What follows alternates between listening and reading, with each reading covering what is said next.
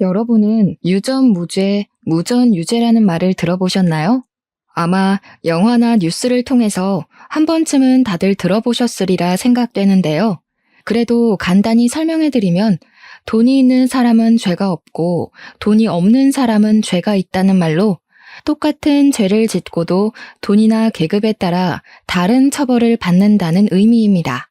너무 불평등하고 부당해서 절대 이런 일이 있으면 안 되겠다 여기지만 최근에 유전무죄, 무전유죄를 절실히 느낀 사건이 있어서 이렇게 사연을 보냅니다. 저는 30대 후반의 변호사입니다. 제 남편도 변호사이고 도련님도 변호사이고 시아버지는 판사님이세요. 즉, 저와 제 시댁은 모두 법조인이랍니다. 먼저 저의 사연을 말씀드리기에 앞서 제가 변호사가 된 계기부터 이야기해볼까 해요. 사실 저는 어릴 때 변호사라는 꿈을 가진 적이 없었습니다. 작은 빵집을 운영하시는 부모님의 영향을 받아 저와 1살 어린 여동생은 셰프, 파티시에를 꿈꿔왔어요. 그래서 이 꿈을 이루고자 고등학교를 졸업하고 수도권 대학의 식품영양학과에 입학하게 되었죠. 캠퍼스의 낭만에 흠뻑 젖어 인생에서 가장 아름다운 날들을 살아가리라 다짐하던 20살의 어느 봄날, 강의를 듣다가 청청병력 같은 소리를 들었습니다. 당시 19살 고3이었던 여동생이 편의점에서 맥주를 훔치다가 걸려서 편의점 점장이 거액의 합의금을 요구하고 있다는 거예요. 저는 깜짝 놀라 강의 중간에 바로 나와 집으로 갔습니다. 집에 가보니 여동생은 부모님 앞에서 무릎을 꿇고 빌고 있었고 부모님은 화가 많이 나신 상태였어요. 그런데 저는 뭔가 조금 이상했습니다. 여동생이 공부에 관심이 없기는 했지만 그래도 남의 물건을 훔치는 등의 나쁜 행위를 한 적은 없었거든요. 게다가 술 냄새를 맡기만 해도 구역질을 하는 아이가 훔친 물건이 맥주라는 것도 석연치 않았답니다. 그래서 저는 일단 여동생을 방으로 데리고 가서 왜 이런 일을 저질렀는지 물어봤어요. 여동생은 제 앞에서 펑펑 울면서 자신은 너무 억울하다고 했습니다. 무슨 일이 있었냐고 물으니 사실 고등학교 1학년 때부터 학교에서 소위 일진이라고 불리는 아이들이 여동생을 계속 괴롭혔대요. 그 무리는 처음에는 단순히 시비만 걸었지만 그래도 그때는 같이 다니던 친구들이 있어서 괜찮았는데 얘네들이 가면 갈수록 여동생을 더 심하게 괴롭히고 누구든지 여동생에게 말이라도 걸면 그 친구도 괴롭혀서 여동생이 친구를 아예 사귀지 못하게 했다지 뭐예요? 심지어 여동생에게 담배와 맥주를 사서 오라고 시켰는데 미성년자라 살 수 없자 여동생을 때리기까지 했답니다. 여동생은 또 맞기 싫어서 어쩔 수 없이 편의점 맥주를 훔치다가 걸린 거였어요. 다행히 편의점 점장님이 경찰에 고소까지 진행하지 않고 합의금만 준다면 그냥 조용히 넘어가겠다고 했대요. 그런데 그 합의금이 너무 거액이라서 우리 가정 형편으로는 도저히 해결할 수가 없었어요. 저는 일단 여동생을 데리고 편의점 점장님을 찾아갔습니다. 점장님 앞에서 저와 여동생을 무릎을 꿇고 사정을 다 말한 뒤 손이 발이 되도록 빌어 합의금을 200만 원까지 낮췄답니다. 우리 형편에 200만 원이 적은 돈은 아니었지만 그래도 아직 미성년자인 여동생이 경찰에 고소당하지 않은 것만으로도 다행이라 생각하며 감사하다고 허리를 숙이고 또 숙였네요.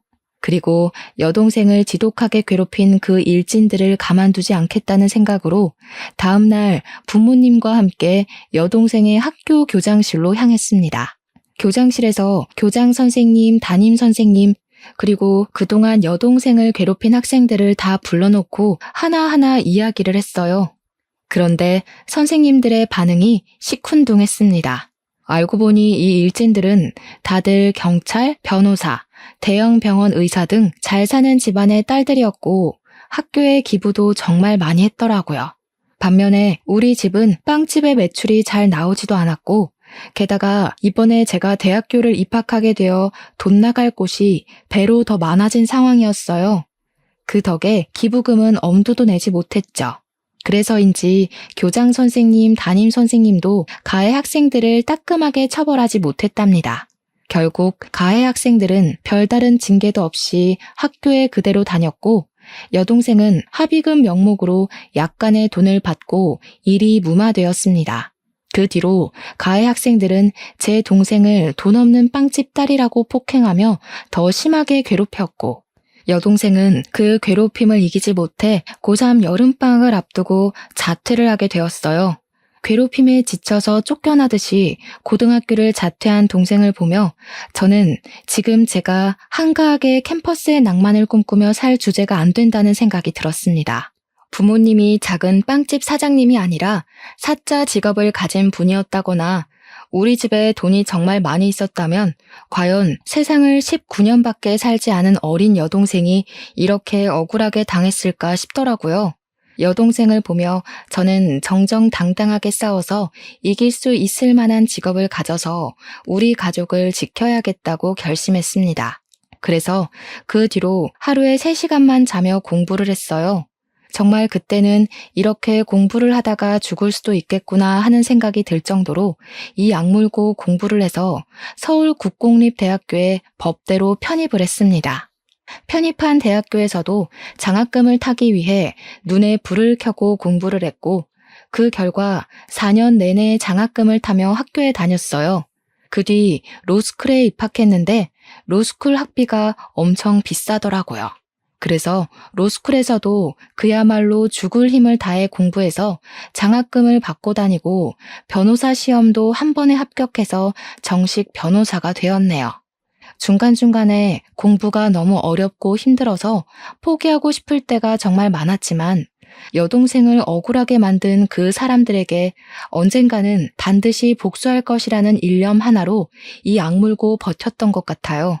그렇게 저는 변호사가 되고 대형 로펌에 입사하여 지금까지도 잘 다니고 있답니다.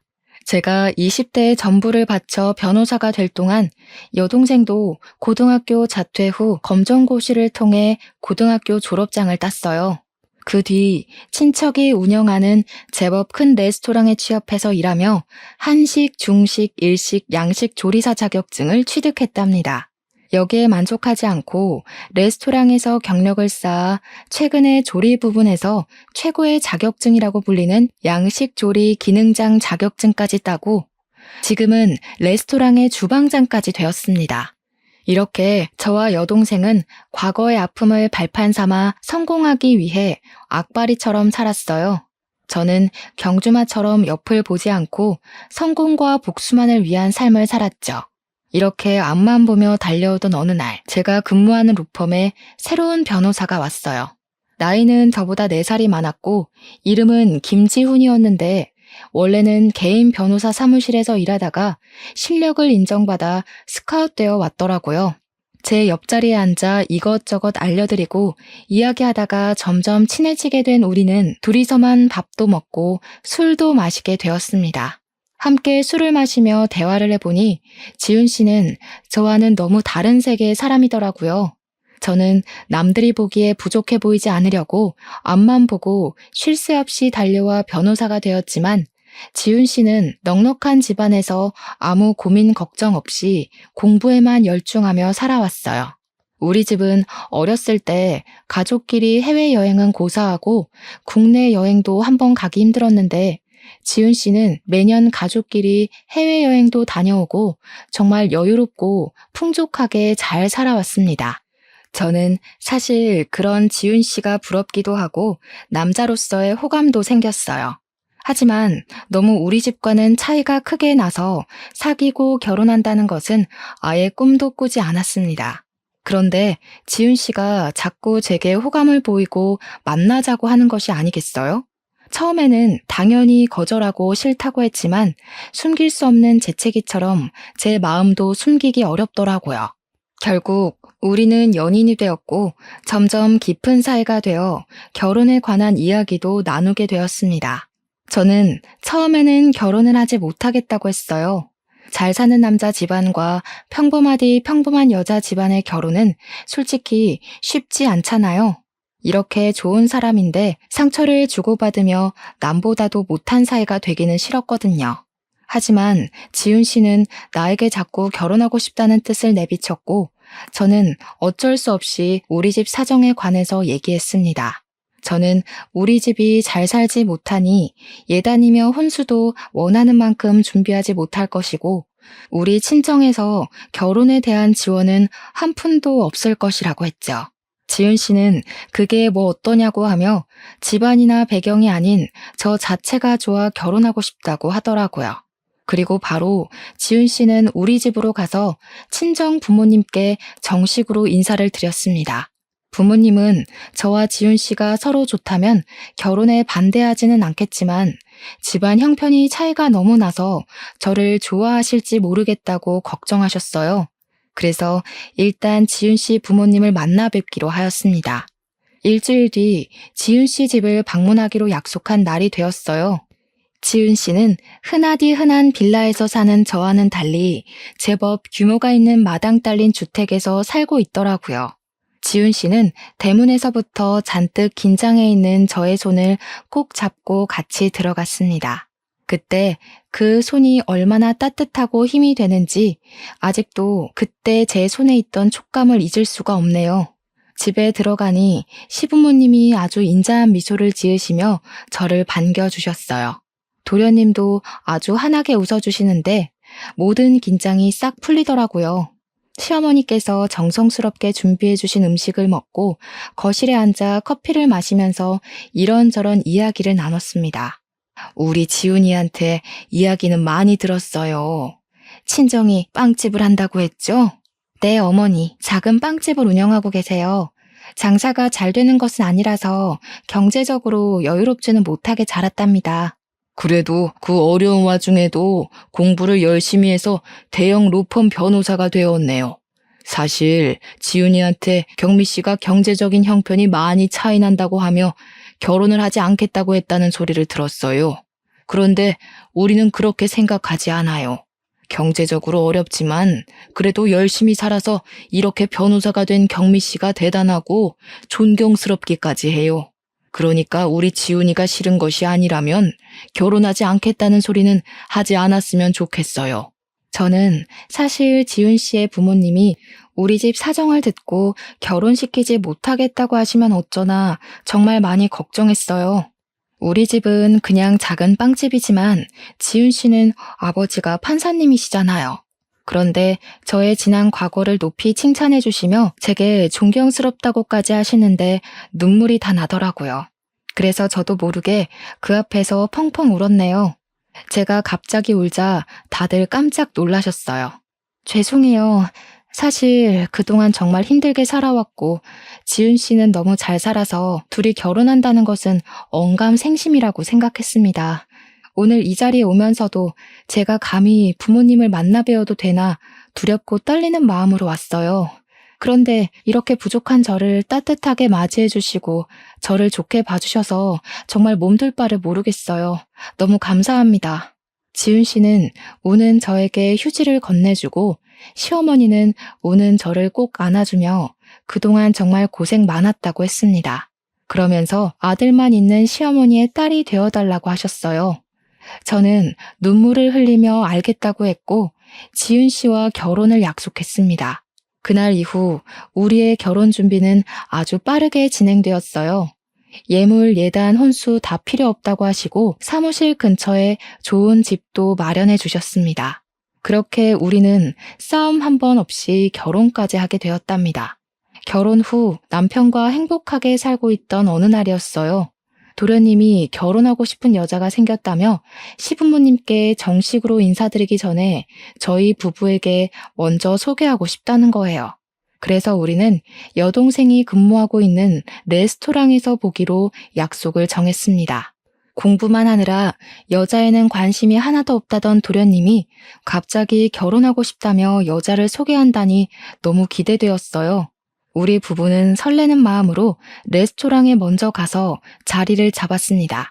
잠시 뒤 도련님과 예비동서가 함께 들어오는데 예비동서의 얼굴이 되게 낯익더라고요. 그냥 누구와 닮은 정도가 아니라 분명히 어디서 본 얼굴인데 전혀 기억이 나지 않았습니다. 궁금한 마음을 뒤로하고 일단 예비 동서와 간단히 인사를 나눈 후 자리에 앉아 음식이 나오기 전까지 대화를 나눴어요. 저의 예비동서 이름은 최수진이고 얼굴이 참 예쁘고 말도 잘했답니다. 게다가 집안도 꽤 부유했고 아버지는 경찰 간부이셨죠. 얼굴, 집안, 말투 다 좋았는데 무엇보다 더 좋아 보였던 것은 예비동서가 도련님을 정말 사랑하는 것 같습니다. 정말 눈에서 꿀이 뚝뚝 떨어진다는 것이 이런 거구나 싶을 정도로 도련님을 사랑스럽게 보더라고요. 도련님 역시 그런 예비동서를 보며 그저 해맑게 웃었습니다. 저와 남편은 행복에 겨운 두 사람을 보며 생전 여자는 모를 것 같던 도련님이 정말 여자를 잘 만났다고 생각했죠. 음식이 나오고 같이 이런저런 이야기를 하며 밥을 먹다가 예비동서가 회사에서 전화가 왔다며 나가서 꽤 오랫동안 오지 않았습니다. 예비동서가 자리에 없을 동안 저도 잠시 화장실을 갔다가 다시 자리로 돌아오는데 레스토랑 구석에서 예비동서와 제 여동생이 인사를 하고 있더라고요. 그런데 반가워하며 웃는 예비동서와는 다르게 제 여동생은 표정이 매우 좋지 않았어요. 어깨를 잔뜩 움츠린 것을 보니 겁을 먹은 것 같았죠. 저는 둘이 서로 아는 사이냐며 다가가서 인사를 하려다가 순간 예비동서를 과거에 봤던 기억이 떠올랐습니다. 저는 예비동서를 여동생이 고등학교 3학년 때 학교 교장실에서 보았어요. 예비동서는 제 여동생을 지독하게 괴롭혔던 일진 무리 중 하나였던 것이었는데 예비동서가 성형하는 바람에 제가 바로 알아보지 못했던 거였어요. 저는 이제 청소년도 아니고 성인인데 생각이 있으면 여동생에게 해코지는 하지 않을 것이라는 생각에 못 본 척하고 자리에 돌아왔습니다. 제가 자리에 앉고 얼마 지나지 않아 예비동서도 오더라고요. 저는 계속 예비동서에 대해 모른 척하고 이야기를 나눴습니다. 이야기하는데 처음에는 예쁘게 보이던 예비동서의 얼굴이 여우 같아 보이고 가식적으로 보이기 시작하더군요. 여동생을 사악하고 짓궂게 괴롭히던 얼굴이 생각나 괴로웠습니다. 점점 표정이 굳어가는 제 모습을 보며 예비동서가 괜찮냐고 물었지만 저는 그냥 계속 별다른 말 하지 않고 오늘은 몸이 좋지 않으니 다음에 더 친해지는 기회를 만들자고 하며 서로 연락처를 주고받았네요. 예비동서는 제게 언니라고 불러도 되냐고 하며 여기 음식이 맛있으니 다음에 다시 와서 자신이 음식을 산다고 하며 헤어졌어요. 그렇게 헤어지고 집에 가는 길에 여동생에게 전화했어요. 그리고 여동생에게 아까 레스토랑에서 봤다고 하며 혹시 예비동서가 일진 무리 중에 하나가 맞냐고 물으니 역시 맞다고 하더라고요. 저는 착하고 순진한 도련님이 그런 나쁜 여자와 결혼하게 둘 수는 없어서 남편에게 이 모든 사실을 이야기했습니다. 그날 밤 남편은 도련님을 따로 다시 만나서 모든 사실을 이야기했어요. 도련님은 남편의 말을 다 듣고도 너무 착하고 여린 사람인데 그럴 리가 없다면서 저와 여동생이 오해한 것이라고 말을 했대요. 저는 어떻게든 이 결혼을 뜯어 말리고 싶었습니다. 제 여동생은 고등학교를 자퇴하고 10년이 지난 지금까지도 그때의 기억 때문에 괴로워하고 밤마다 악몽까지 꾸고 있었거든요. 인생에 한 번뿐인 동생의 학창시절을 처참히 짓밟아버린 원수 같은 사람을 절대 제 가족으로 들일 수는 없었습니다. 그래서 저는 예비동서가 학교폭력 가해자라는 확실한 증거를 찾아야겠다고 생각했어요. 먼저 예비동서의 SNS를 찾아내어 과거의 사진이 있는지 확인했습니다. 하지만 예비동서의 SNS에는 딱히 증거가 될 만한 사진이 보이지 않더군요. 그래서 예비동서 지인들의 계정을 타고 들어가 보니 예비동서의 친구가 고등학교 시절을 추억하며 올린 사진이 있었답니다. 노래방에서 찍은 사진이었는데 다들 교복을 입었고 테이블에는 맥주가 가득했어요. 그리고 예비동서와 그 일진 무리 옆에는 제 여동생이 겁에 질린 채 찍혀 있더라고요. 아마 자기들끼리 찍으려고 했다가 우연히 여동생이 찍힌 것 같았어요. 저는 이 사진을 나중에 요긴하게 사용하기 위해 사진을 캡처해서 제 핸드폰에 저장했습니다. 다음날 저는 예비동서에게 연락해서 이렇게 가족이 된 것도 인연인데 여자들끼리 따로 만나서 맛있는 음식 먹자고 했어요. 다행히 예비 동서는 그날 저녁에 별일 없다며 바로 만나자고 하더라고요. 저는 혹시나 하는 마음에 소형 녹음기를 하나 장만해서 예비 동서와의 모든 대화 내용을 녹음하기로 했어요. 퇴근 후 예비 동서를 만나 이런저런 이야기하다가 고등학교를 어디 졸업했냐고 물으니 역시 여동생이 다녔던 고등학교를 이야기하더라고요. 저는 고등학교 시절 이야기를 하는 예비 동서에게 어제 SNS에서 찾아낸 사진을 보여주었습니다. 사실 어제 SNS를 보다가 이런 사진을 봤어요. 앞으로 가족이 될 사이인데 확인을 해봐야 할 것 같아서요. 아니, 이 사진이 어떻게 언니 핸드폰에 있어요?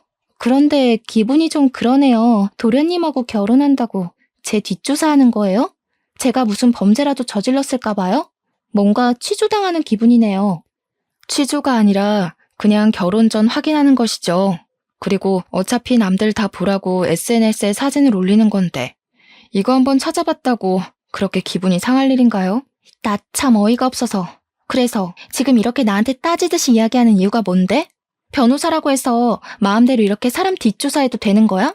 자신의 과거를 들킨 예비 동서는 처음에는 꼬박꼬박 존댓말을 쓰다가 제게 반말을 쓰며 화를 내기 시작했어요. 저는 그런 예비 동서에게 지지 않고 같이 맞받아치며 본인이 과거에 한 일을 스스로 실토하도록 하나하나 캐묻기 시작했습니다. 따지는 게 아니라 지금 옆에 있는 이 친구가 겁에 질려서 이러고 있으니 이상해서 그러지. 그리고 어디다 대고 지금 반말이야? 내가 너보다 나이 훨씬 많아. 시댁 서열상으로도 내가 더 높아. 똑바로 존대해. 서열 높아서 좋으시겠습니다. 나이 많은 게 자랑도 아니고. 꼰대세요? 무슨 과거 취조하겠다고 난리야. 그래서 이 친구가 그렇게 궁금하다는 거지? 얘 내 똘만이었어. 얘네 부모님이 지지리도 맛없는 빵이나 만드는 빵집 딸이었거든. 그래서 내가 얘 빵집 딸이니까 빵 셔틀 엄청나게 시켰지. 내가 사실은 고등학교 때 학교에서 이름 좀 날렸답니다. 그러니까 언니도 조심해. 아직 내 친구들 무시무시하다. 괜히 시부모님이랑 내 남편한테 까발리지 말고 그 입 딱 다물고 있어요, 언니. 안 그러면 이 사진 속에 있는 친구들 싹 다 불러서 언니 가만두지 않을 테니까. 알겠죠? 예비 동서는 아직도 자신이 미성년자인 줄 아는지 정신을 차리지 못하고 저에게 살벌하게 협박을 하더라고요. 저는 이 모든 내용을 다 녹음을 했습니다. 그날 예비 동서와 헤어지고 나서 도련님과 남편을 만나 제가 녹음한 내용을 들려주었죠.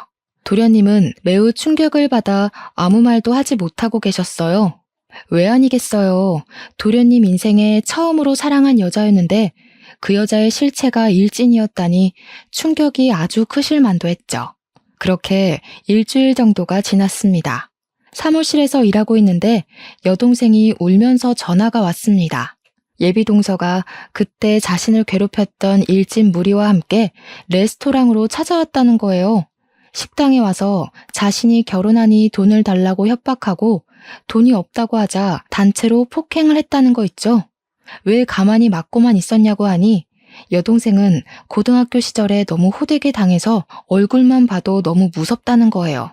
그래서 제가 그럼 차라리 숨어있지 그랬냐고 했는데 그렇지 않아도 일진 무리가 레스토랑에 온 것을 보고 주방에서 나오지 않고 있다가 2시간 정도 후에 당연히 갔을 줄 알고 음식물 쓰레기를 버리러 뒷문으로 나갔대요. 그런데 하필이면 그 뒷문 쪽에 예비 동서와 일진 무리가 있었다지 뭐예요? 여동생은 혼자였고 예비 동서는 무리지어 있었으니 속수무책으로 당했다고 하더라고요. 저는 너무 화가 나서 바로 고소를 하려다가 도련님과 시부모님에게 확실히 예비 동서의 실체를 알려주기로 했어요.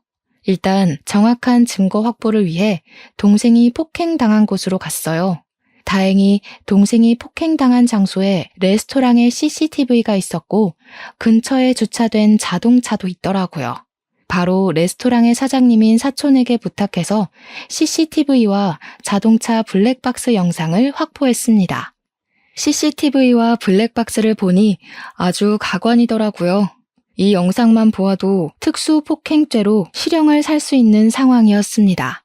이렇게 모든 증거를 확보 후 여동생을 데리고 병원에 가보니 전치 2주가 나왔어요. 그 길로 여동생을 입원시키고 여동생이 폭행을 당했다는 진단서를 끊었습니다. 그리고 남편과 도련님을 만나서 모든 영상을 보여줬죠. 도련님은 이 영상을 보고 예비 동서와 절대 결혼해서는 안 되겠다고 하며 제가 하자는 대로 하겠다고 하더라고요. 일단 이 영상은 좀 더 나중에 시부모님께 보여드리기로 하고 도련님께는 예비 동서가 여동생 앞에서 진심으로 사과하는 모습을 보고 싶으니 아직은 모른 척하고 조금만 더 만나달라고 부탁했네요. 2주일 후 동생이 퇴원하고 며칠 더 쉬었다가 레스토랑으로 복귀를 했습니다. 저는 동생의 레스토랑 복귀와 동시에 시부모님, 우리 부부, 도련님과 예비 동서까지 다 같이 만날 자리를 마련했어요. 당연히 장소는 여동생의 레스토랑이고요. 시부모님은 드디어 둘째 며느리를 보는 거냐며 너무 기대하고 계셨습니다. 그런 모습을 보니 죄송스러웠지만 그래도 제 여동생이 10년 전에 당한 내용을 아시게 되면 이 정도는 이해해 주시리라 믿었네요.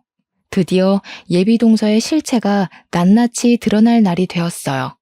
저와 시댁 식구들, 그리고 예비 동서까지 한자리에 모였죠. 예비 동서는 시부모님을 뵌다고 단아하게 보이고 싶어서인지 얌전해 보이는 새하얀 원피스를 입고 왔더라고요. 모두가 자리에 앉아 음식 주문을 하니 여동생이 식전 수프를 직접 들고 저희 테이블로 왔어요. 저와 여동생 그리고 남편과 도련님은 미리 계획한 대로 여동생에 대해 모른 척하고 앉아 있었답니다. 어머, 너 진미 아니니? 나 수진이야. 너 고등학교 동창. 기억나지? 그럼 기억하지. 내가 널 어떻게 잊겠니? 여기는 무슨 일로 온 거야? 아, 저번에 결혼한다더니 예비시댁과 식사하러 온 거야? 응. 근데 너는 아직 홀서빙이나 하고 있니? 이런 홀서빙은 20대 초반 때 취미 삼아 하는 거지. 지금은 30대인데 이제는 제대로 된 직장을 구해야 하지 않겠어? 그래도 고등학교 때 맨날 붙어 다니던 친구였는데 네가 이러는 모습 보니까 걱정된다 얘. 이렇게 돈 모아서 결혼이나 할 수 있겠니? 그러게 나는 언제 돈을 모아서 너처럼 결혼하려는지 모르겠네. 하긴 너희 집이 좀 힘들긴 했지. 너희 부모님 아직도 그 조그만 빵집 하시니? 네가 고등학교 때 빵 많이 가져오고 그랬는데. 그런데 뭐 빵집 장사로 돈을 얼마나 버시면 버시겠어. 너도 참 사정 딱하다. 이렇게 열심히 사는데 여전히 힘들고 말이야. 이거 내 명함이니까 받아. 그리고 힘들면 언제든지 연락해. 너 지금 이 일에서 1년에 2천만 원은 버나 몰라? 뭐 어쨌든 내가 그 정도는 바로 빌려줄 수도 있으니까 부담 갖지 말고 힘들면 연락해. 예비 동서는 우리 집안이 어렸을 때 힘들었던 것을 들먹이며 은근히 깔보고 무시하며 제 여동생에게 명함을 건넸습니다. 그 순간 여동생은 손이 미끄러진 척하며 예비 동서의 하얀 원피스에 샛노란 단호박 수프를 쏟았어요. 어머, 미안해. 너 명함을 받으려다가 손이 미끄러져 버렸네? 흰 옷인데 수프를 쏟아서 어쩌니? 오늘 중요한 자리인 것 같은데 제가 실례를 범했어요. 죄송합니다. 예비 동서는 화가 단단히 난 표정이었지만 자리에 시부모님이 계셔서인지 얼굴을 찡그리기만 하고 차마 큰 소리를 내지 못했습니다. 여동생은 시부모님과 우리에게 죄송하다고 말한 뒤 앞에 있던 휴지로 수프를 닦으려고 하는데 휴지로 닦을수록 얼룩이 점점 더 번지더라고요.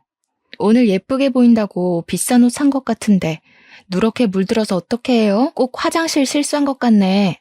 아, 됐어. 그만 닦아. 옷이 더 상하잖아. 어머님, 저 잠시 화장실 가서 옷 좀 닦고 올게요. 예비 동서는 여동생에게 화를 버럭 내고서는 시부모님께 화장실에 다녀오겠다며 나갔고 여동생도 따라 나갔어요. 그네야, 근데 저 직원 너 여동생 아니니? 왜 아는 척도 안 하고 있어?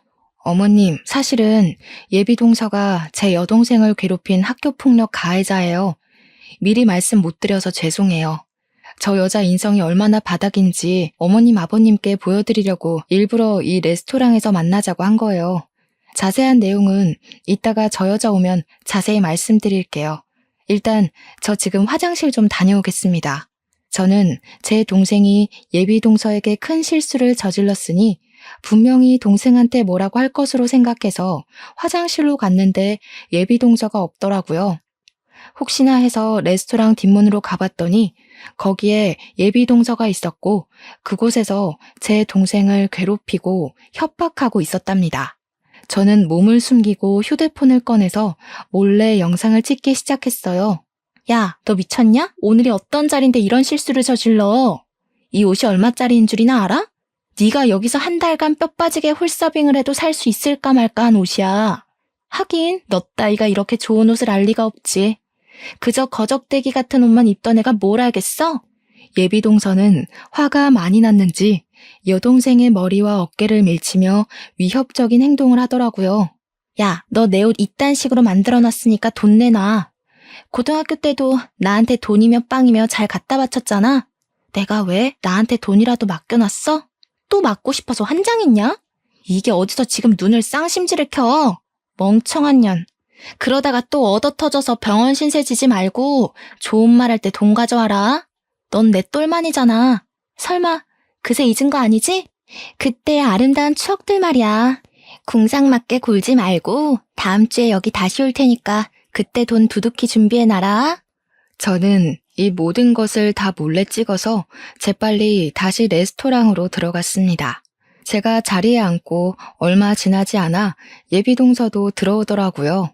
흰옷에 얼룩져서 잘 지지가 않았네. 어쩌면 좋아? 근데 말이야, 아까 그 친구한테 언니 하나 있지 않아? 그걸 언니가 어떻게 아세요?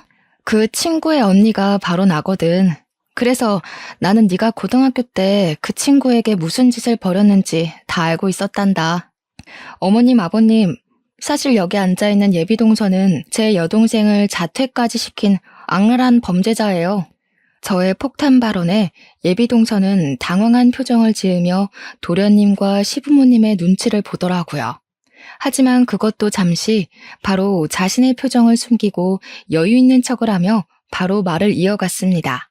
아, 어디서 많이 뵀다 했더니 진미 언니셨어요? 언니 성함이 경미라는 것을 듣고도 왜 그때 몰랐을까? 언니 반가워요. 근데 그래봤자 10년 전 이야기이고 철없는 고등학교 시절 친구들과 장난친 것뿐인데 그거 가지고 너무 진지하게 그러시네. 솔직히 언니도 고등학교 시절 때 친구들이랑 장난치고 그러지 않았어요? 저는 그냥 장난을 친 건데 언니 동생 진미가 멘탈이 워낙 약해서 그렇게 자퇴한 거를 왜 제 탓을 하세요? 그렇게 따지면 저도 참 억울합니다. 과연 그냥 장난이었을까? 그럼 방금 레스토랑 뒷문에서는 그것도 설마 장난친 거니? 뒷문이요? 전 그냥 화장실 가서 언니 동생이 제 옷에 쏟은 수프 닦고 왔는데요. 네가 화장실만 가서 수프만 닦고 왔다고? 내가 이 두 눈으로 똑똑히 본 게 있는데 어머니 아버지 놀라지 마세요. 방금도 레스토랑 뒷문에서 제 여동생을 협박하고 있더라고요. 제 말이 믿기지 않으시면 제가 방금 찍은 영상 보여드릴게요. 저는 제가 찍은 영상을 시부모님께 보여드렸습니다. 영상을 보니 얼굴은 잘 나왔는데 자동차가 지나가는 소리 때문에 대화한 내용은 잘 들리지 않더라고요. 하지만 예비 동서가 동생의 얼굴과 어깨를 밀치는 장면은 확실히 찍혀 있었고 누가 봐도 예비 동서가 여동생을 협박하는 것으로 보였죠. 이 영상을 보신 시부모님께서는 깜짝 놀라셨습니다. 아니, 어떻게 사람이 이렇게 앞과 뒤가 다를 수가 있니? 게다가 학교 폭력이라니. 법조인 집안에서 학교 폭력 가해자를 며느리로 들일 수는 없다. 너네 아버지가 경찰 간부라 그래서 좋은 집안인 줄 알았는데 아주 형편없는 집안이었구나. 아버님, 오해세요. 아까는 진미가 자꾸 저한테 미안하다고 돈을 준다고 해서 그런 거예요. 친구 사이인데 이런 일로 돈을 받기 좀 그렇잖아요. 사실 진미가 학교 다닐 때 집안 형편도 어려운데 제게 자꾸 돈이며 먹을 것을 가져다줘서 이번에도 그럴까봐 일부러 세게 행동한 거예요. 그리고 저는 맹세코 진미를 고등학교 때 괴롭힌 적이 없어요. 오히려 진미가 친구들에게 당하고 있어서 제가 도와줬어요. 제발 믿어주세요. 언니, 제가 싫으면 싫다고 말씀하시지. 왜 이렇게 저에 대해 모함을 하세요? 모함? 내가 진짜 기가 막혀서 말이 다 나오지 않네. 내가 그럴 줄 알고 다른 것도 준비했어. 아버님, 어머니. 사실 저와 예비동서는 저번에 둘이서만 따로 본 적이 있어요. 그때 대화 내용을 녹음했는데 한번 들어보세요. 저는 예전에 예비동서와 둘이 대화한 내용을 들려드렸어요. 제 여동생에게 똘만이라 하고 자신이 고등학교 때 빵 셔틀도 시켰다고 하며 시댁 식구들에게 이 사실을 말하면 가만두지 않겠다고 협박하는 내용이 다 그대로 녹음되어 있었죠. 그리고 저는 홀에 있는 직원분께 이 레스토랑의 주방장님을 잠깐 불러달라고 했습니다. 저는 분명 주방장이라고 했는데 여동생이 나오니 예비동서가 당황하더라고요. 야, 네가 여기 왜 나와? 네가 주방장이라도 돼? 이 나이 먹고 홀서빙이나 하는 주제에. 홀서빙? 나 사실 여기 레스토랑 주방장이야. 내가 너한테 그렇게 당하고 억울하고 분해서 이 악물고 일하고 공부했어. 그리고 우리 언니도 너 때문에 분하고 원통해서 죽을 만큼 공부해서 대형 로펌 변호사가 됐단다. 어찌됐든 네 덕분에 우리 가족 이렇게 성공했네. 눈물이 나게 고맙다. 난 그래도 네가 이제 성인이 됐으니 정신을 차렸을 줄 알았는데 아니었네. 감히 우리 여동생을 10년 전에 괴롭혀서 학교 자퇴하게 하고 지금은 또 협박에 폭행까지 해? 인생은 실전이야, 멍청한 년아. 내가 그동안 너의 모든 행적 하나도 빠짐없이 차근차근 모아놨거든? 너 내 손으로 반드시 감옥 보낼 거니까 딱 기다려라. 저와 여동생은 이전에 동생이 폭행당한 날 확보했던 CCTV 블랙박스 동영상 그리고 오늘 찍은 휴대폰 동영상의 녹취록까지 모든 자료를 들고 경찰서로 향했어요. 그리고 예비동서를 폭행과 협박죄로 고소했죠. 모든 증거가 확실하다 보니 저는 바로 수사가 진행되어 예비동서가 처벌을 받을 수 있을 줄 알았습니다. 그러나 예비동서의 아버지가 경찰 간부라 그런지 제 동생이 19살일 때처럼 그냥 조용히 넘어갈 조짐이 보이더라고요. 하지만 이번엔 가만히 두지 않았습니다. 그때는 저와 여동생이 그저 그런 빵집 딸이라서 그렇게 어영부영 넘어갔지만 이제는 상황이 달라졌거든요. 저는 대형 로펌 변호사가 되었고 제 시댁은 법조인 집안에 시아버지는 판사님이잖아요. 시아버지와 남편이 약간의 압력을 가하니 어쩔 수 없이 수사가 바로 진행되더라고요. 결국 예비동서는 자신이 그토록 사랑했던 도련님 앞에서 수사를 제대로 당했답니다. 예비동서뿐만이 아니라 그때 함께 여동생을 괴롭혔던 일진무리도 다들 소환되었어요. 게다가 이번 폭행 사건뿐 아니라 과거 학교에서 괴롭힌 내용까지 정상 참작되어 가중처벌까지 가능해졌습니다. 아직은 수사 중이라 판결이 나지 않았지만 우리는 예비동서와 그 무리가 어떤 요구를 해도 절대 합의를 해주지 않을 것이랍니다. 제 하나뿐인 동생의 학창 시절을 암흑 속에 던져 넣었는데 그들이 10억, 100억을 준다 해도 용서하지 못하겠어요. 그 뒤로 시부모님은 도련님을 하마터면 이웃나무로 만들 뻔했는데 지혜로운 며느리 덕에 피했다고 하며 고마워하셨어요. 그리고 시아버지는 제 여동생이 정말 고생이 많았다고 하시며 또 다른 학교폭력 피해자가 생기는 것을 막기 위해 학교폭력 관련 법률 상담을 무료로 해주시고 계십니다. 바쁘신데 힘드시지 않냐고 여쭸더니 10년 전 저와 여동생처럼 돈이 없고 법을 알지 못해 고통받는 어린 학생들을 생각하면 힘든 줄도 모르겠다고 하시며 잠을 줄여서라도 돕고 싶다고 하셨어요. 저와 남편 역시 그런 시아버지를 도와 함께 무료 상담을 하고 있답니다. 그리고 제 여동생은 식당에서 더 열심히 일에 매진하며 본인의 커리어를 높이는 데 힘쓰고 있습니다. 여동생은 바쁜 와중에도 틈틈이 저의 시아버지를 도와 학교 폭력을 당한 학생들의 이야기를 들어주고 있어요. 여동생이 19살 때 왕따 당하는 자신이 너무 부끄러워서 저와 부모님께도 이 사실을 말할 수가 없었고 도움을 요청할 수도 없었대요. 그래서 그들이 더 악랄하게 자신을 괴롭혔던 것 같다며 지금 학교 폭력을 당하는 학생들도 분명히 같은 마음일 테니 그들의 언니와 누나가 되고 싶다고 하더라고요. 그들의 이야기를 들어주는 여동생의 옆에서 지켜보니 학교 폭력 피해자들이 누군가가 자신의 편이 되어주고 억울한 사연을 마음을 다해 들어주는 것만으로도 크게 밝아지는 모습을 볼 수 있었답니다. 그래서 저도 이 아이들에게 힘이 되고자 최선을 다해 도와주고 있어요. 도련님은 인생의 첫 여자에게 큰 상처를 받고 그 뒤로 일에만 열중하고 있습니다. 아직 많이 힘들어하고 계셔서 저와 남편이 도련님과 같이 말동무도 하고 술친구도 되어주고 있어요. 착하고 마음 여린 도련님이 충격에서 얼른 벗어나서 인성이 좋은 평생의 짝을 꼭 만났으면 좋겠네요. 이번 일을 겪으면서 느낀 점이 하나 있어요.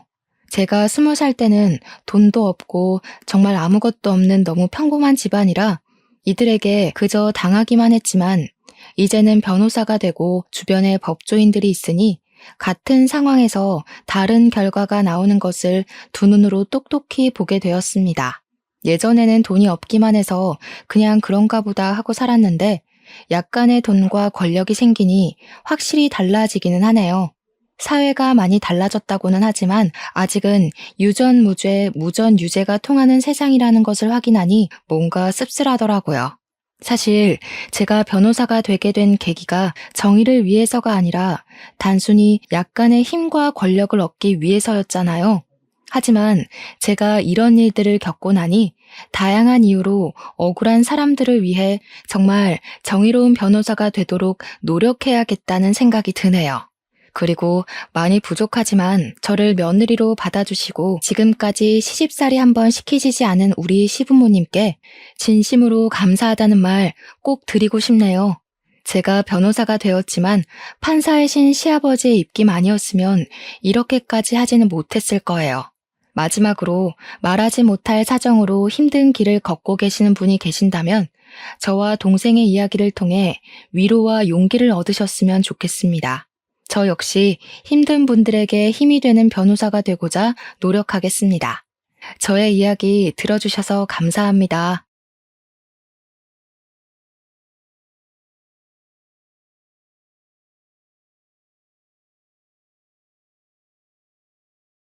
안녕하세요, 청취자 여러분. 이렇게 인사를 드리려고 하니 왠지 마음이 두근두근하네요. 저는 서울의 조용한 동네에 살고 있는 40대 주부입니다. 저에게는 이상한 것에 자부심이 있는 형님이 한 분 계신답니다. 오늘 들려드릴 이야기는 바로 제 형님에 대한 이야기인데요. 제가 그동안 당한 것도 많고 나름 소소한 복수를 한 부분도 있고 재미난 이야기들이 많아서 사연을 올려봅니다.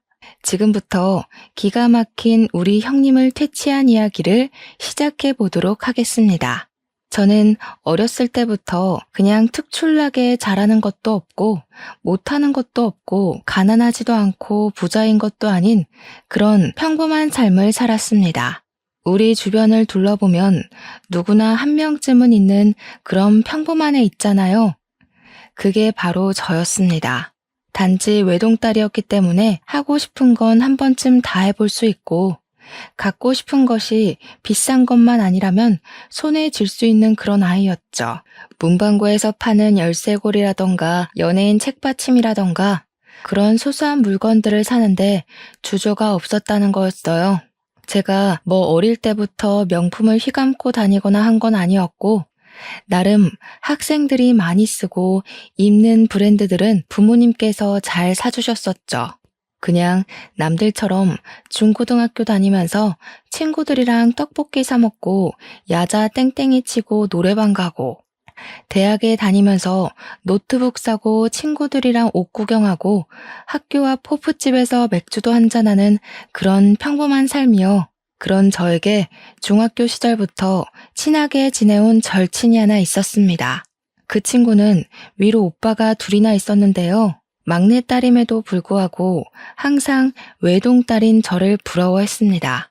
저는 혼자라서 외롭고 쓸쓸했던 적도 있어서 형제나 자매가 있었으면 좋겠다 싶은 생각을 꽤 오래 했었거든요. 그래서 오빠가 위로 둘이나 있는 친구가 저를 부러워한다는 사실이 크게 와닿지도 않고 왜 저런 생각을 하나 싶었죠. 알고 보니 제가 용돈을 5만 원 받을 때 친구는 한 달 용돈이 고작 5천 원이었다고 하더라고요.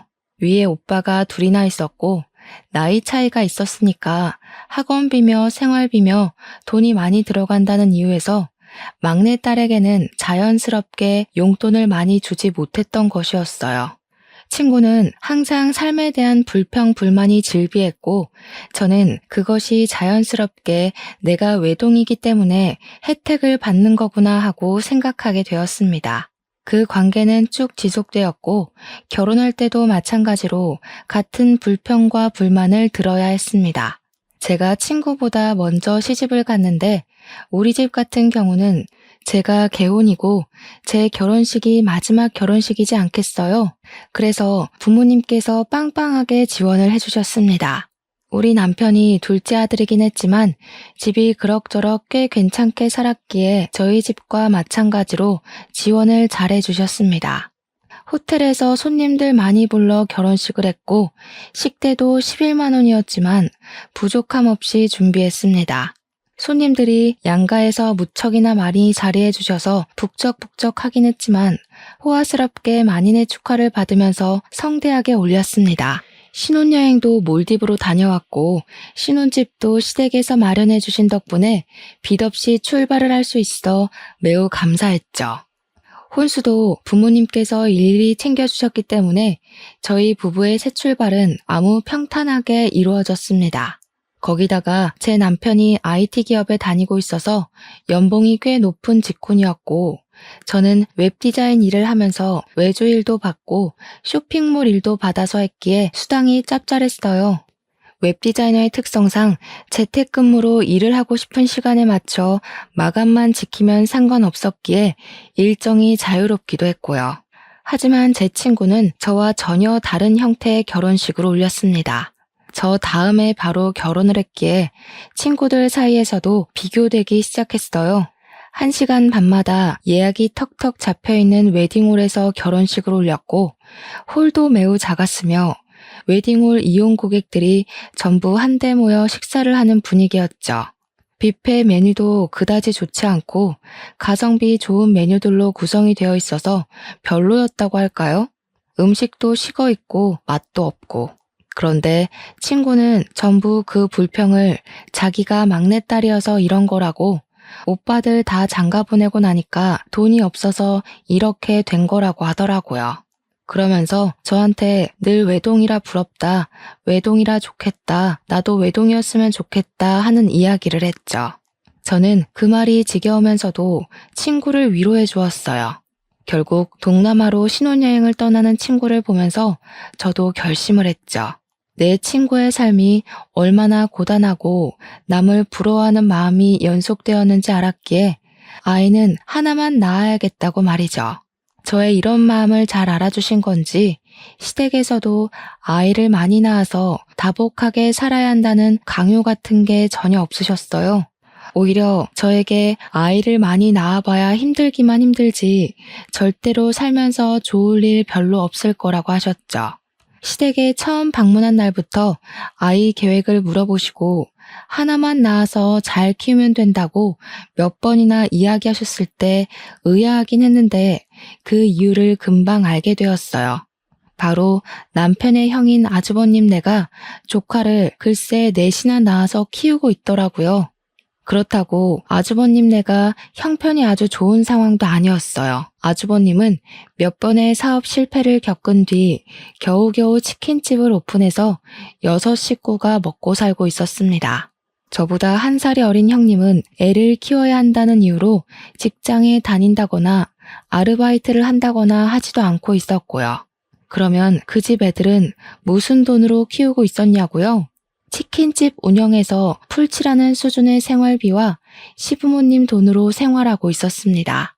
시부모님께서는 건물을 한 채 가지고 있었는데 그 건물 1층에서 아주버님이 월세를 내지 않고 치킨집을 운영하고 있었거든요. 일단 월세가 절감되니까 치킨집 장사가 잘 되지 않아도 굴러는 가더라고요. 시부모님은 남은 호실에서 나오는 월세로 생활을 하고 계셨는데 아주버님네 6식구까지 책임을 지고 계셨던 것입니다. 아주버님네가 얼마나 계획적이지 않은 생활을 하는지 정말 대책 없다는 게 느껴지지 않으시나요? 거기다가 아주버님께서 사업 실패를 몇 번이나 반복하면서 쌓인 빚도 시부모님이 갚아주셨고요. 더 대책 없게도 빚 갚아준 걸로 끝이 아니라 아예 시부모님 댁에서 기생하듯 살고 있었어요. 저라면 너무나도 쪽팔리고 부끄러워서 시부모님께 고분고분 말 잘 들으며 생활할 것 같은데 우리 형님은 상당히 뻔뻔한 여자였습니다. 마치 자기가 시부모님을 모시고 사는 듯한 행세를 하고 다니고 있었거든요. 오죽하면 저도 남편한테 속사정을 듣기 전까지는 형님네가 부자라서 시부모님을 모시고 생활하는 줄 알고 있었다니까요. 시부모님께서 주택에 살고 계셨는데 남편이 어릴 때부터 살았던 집이라 방이 꽤 여러 개가 있었거든요. 그 집에 뻔뻔하게 얹혀 살면서 마치 집이 본인의 집인 것 마냥 행동하며 굴었던 거죠. 제가 처음 시댁에 인사를 드리러 갔던 날 정말 말도 안 되는 풍경을 마주하고 제가 바짝 얼었던 기억이 아직도 생생하게 납니다. 조카들 4명이 전부 다 2살 터울이었는데 8살, 6살, 4살, 2살이었거든요. 애 넷이 빤히 저를 쳐다보는데 얼마나 놀랬는지 몰라요. 심지어 8살 된 첫째 조카는 초등학생이지 않겠습니까? 학교를 오고 가고 해야 하는데 나머지 아이들을 어린이집에 보내고 해야 한다고 글쎄 형님이 시부모님께 첫째 아이의 등교를 부탁하고 있었더라고요. 시부모님은 아침마다 오후마다 첫째 조카를 데리러 학교에 다니셔야 했어요. 처음에는 시부모님께서 형님네와 함께 살고 있는 게 형님이 모시고 있는 줄 알고 시부모님께서 도와주시는 거라 생각했었거든요. 알고 보니 개뿔. 시부모님의 시간은 전혀 배려하지 않고 형님이 일반적으로 떠맡긴 거였더라고요. 그러면서 다복한 집에 시집 오는 게 축복인 거라고 저한테 으스대는데 이걸 다복이라고 할 수 있나 싶었습니다. 솔직히 여기서 제 속마음을 털어놓자면 무슨 애 낳는 기계도 아니고 뭔 애를 저리 줄줄이 낳았나 싶더라고요. 거기다가 애들이 하나같이 부산스럽고 말도 안 듣고 진짜 요즘 애들은 다 저런 건가 싶을 정도로 난리가 아니더라고요. 시부모님도 오죽하면 눈살을 찌푸리고 형님만 보고 있는데 형님은 우리 애들 잘한다 하는 얼굴로 바라만 보고 있었습니다. 저한테 웃으면서 우리 애들이 좀 활기차지? 숙모 온다고 신이 났나 보다. 우리 애들이랑 잘 놀아줘 하는 거예요. 저는 시댁에 인사를 드리러 온 건데 애들이랑 뭘 놀아주라고 하는 건지 의문이 들더라고요. 그래서 형님한테 그랬죠. 저는 인사드리러 온 거지 아이를 보러 온 게 아닌데요? 하고요. 그랬더니 형님이 당황해하면서 아니 앞으로 잘 놀아주고 하란 이야기지 하고 자리를 피하더라고요. 그때 다시 한번 결심했죠. 애는 하나만 낳아서 잘 키우자고. 시부모님도 저한테 많이 낳을 생각하지 말라고 많이 낳아봐야 피곤하다고 하셨고요. 결혼 후 입주한 신혼집은 시부모님께서 상가 건물 가진 거에 대출을 받아서 얻어주신 집이었습니다. 신축 아파트라 나름 깔끔하고 빌트인 되어 있는 부분이 많아서 혼수를 준비하는데 큰 부담이 없어서 좋았어요. 결혼하고 처음 인사드리러 간 자리에서 시부모님께 감사하다고 이야기를 했는데 형님이 불쑥 끼어들더라고요. 동선의 집은 시부모님이 대출받아서 해주신 거라며 좋겠네? 그 돈 받아놓고 입 닦는 거 아니지? 하는데 제가 뭘 어쨌다고 저런 소리를 하는 건지 이해가 안 갔습니다. 그래서 형님께 그게 무슨 소리세요? 저한테 바라시는 게 따로 있으세요? 했죠. 제가 알기로는 아주버님이 해먹은 사업 자금이 지금 우리 아파트 값보다 더 되는 걸로 알고 있었거든요. 남편이 아주버님네 이야기를 하면서 시댁에서 이 정도 지원받는 거 괜찮다고 부담 갖지 말라고 했었단 말이죠. 형님이 그냥 웃으면서 아니 집 받았으니까 그냥 하는 소리지 하길래 저도 웃으면서 이야기했어요. 저도 그냥 하는 소린데요. 형님네도 이미 다 받으신 거 아니에요? 아주버님이 사업하신다고 돈 가져다 쓴 게 어마어마하다고 하던데. 그러니까 형님이 저를 확 째려보시더라고요. 저보다 1살 어린 게 저러니까 아주 같잖아요. 물론 제가 대놓고 형님한테 고가운 얼굴을 하고 있었던 건 아니었어요. 그래도 손윗 사람이니까 제가 꼬박꼬박 존댓말도 써주고 나름 존중해줬단 말이죠. 그런데 형님은 저보단 어리지만 손윗 사람이라는 이유 하나로 저한테 반말을 해대더라고요. 아무튼 그날 어머님께서 이미 요리까지 다 준비해 주셨길래 제가 어머님께 죄송한 마음이 들어서 왜 혼자 준비를 다 하셨냐고 했어요. 저한테 아유 그래도 며느리 되고 처음 오는 날인데 내가 다 해줘야지 하더라고요. 그래서 너무 감사하다고 잘 먹겠다고 훈훈하게 이야기를 하고 있는데 또 형님이 불쑥 끼어들더라고요. 오늘까지만 대접받는 거니까 다음부터는 미리미리 와서 준비도 좀 하고 일손도 돕고 하는 거야 알겠어? 이러더라고요. 저랑 어머님이랑 둘 다 어이가 없어서 아무 소리 안 하고 가만히 있으니까 거실에 가더라고요. 제가 어머님께 형님은 뭐 좀 도와주셨어요? 하니까 피식 웃으시면서 고개를 절레절레 젓더라고요. 애 넷 키운다고 손 하나 까딱 안 해. 아주 피곤해 죽겠어 하시는데 같이 사는 어머님이 너무나도 불쌍해졌어요. 식탁에 다 차리고 온 가족이 둘러앉아서 밥을 먹으려고 하는데 형님이 제 무릎 위에 막내 조카를 떡하니 올리더라고요. 우리 막내 조카가 2살이거든요. 순간 떨어질까봐 확 끌어챘는데 형님이 저한테 그러는 겁니다. 우리 애들 밥 먹여야 해서 동서가 막내 이유식 좀 먹여주면 좋겠네 하고요. 그러면서 이유식 그릇을 쓱 내미는데 제가 당황스러운 얼굴로 형님을 보고 있으니 시모가 자기가 먹여주겠다며 아이를 데려가려고 했어요. 그러니까 형님이 시모한테 어머님은 첫째 챙겨주셔야죠. 생선살 좀 발라주세요 하더라고요. 기가 막혀서.